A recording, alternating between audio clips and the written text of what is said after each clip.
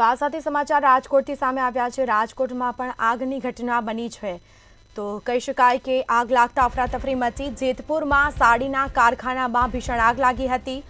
Ambika industries નામના કારખાનામાં આગ લાગતા લાખો રૂપિયાનું નુકસાન થવા પામ્યું છે। માલ સામાન બળીને ખાખ થયો છે। ભીષણ આગ લાગતા દૂર દૂર સુધી ધુમાડાના ગોટે ગોટા જોવા મળ્યા હતા। સાડીના યુનિટ અને મશીનમાં આગ લાગતા અફરાતફરી મચી। સમગ્ર માલ સામાન બળીને રાખ થયો છે, જેના સીધા દ્રશ્યો સામે આવ્યા છે। સાડીના કારખાનામાં અગમ્ય કારણોસર આગ લાગી હતી। જેના કારણે આગ લાગી છે તે ચોક્કસ કારણ સામે આવ્યું નથી। જેતપુર પાલિકાના 3 ફાયર ફાઇટરો ઘટના સ્થળે પહોંચ્યા હતા। આગ બુઝાવવાની કામગીરી કરવામાં આવી।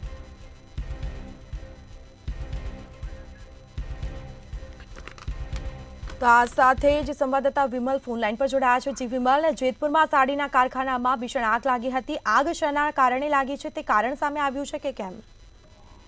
જી, ચોક્કસથી જણાવી દઉં કે જેતપુરના સાડીના કારખાનામાં અંબિકા નામનું કારખાનું છે, એમાં ભીષણ આગ આજે લાગી હતી, પરંતુ ચોક્કસ કોઈ કારણ સામે આવ્યું નથી અને તંત્ર બધું કામે લાગી ગયું છે। 3 જેતપુરના નગરપાલિકાના ફાયર ફાઇટર પણ ત્યાં આવી ગયા હતા અને આગને કાબુમાં લેવાની કોશિશ કરી હતી અને આગ લાગવાના કારણે કરોડો રૂપિયાનું નુકસાન પણ થયું છે। જી વિમલ, બિલકુલથી આભાર આપનો। તો સાડીના યુનિટ અને મશીનમાં ભીષણ આગ લાગતા અફરાતફરી મચી। ફાયર ફાઇટરો દ્વારા આગ ઉપર કાબુ મેળવવાના પ્રયાસો કરવામાં આવ્યા છે।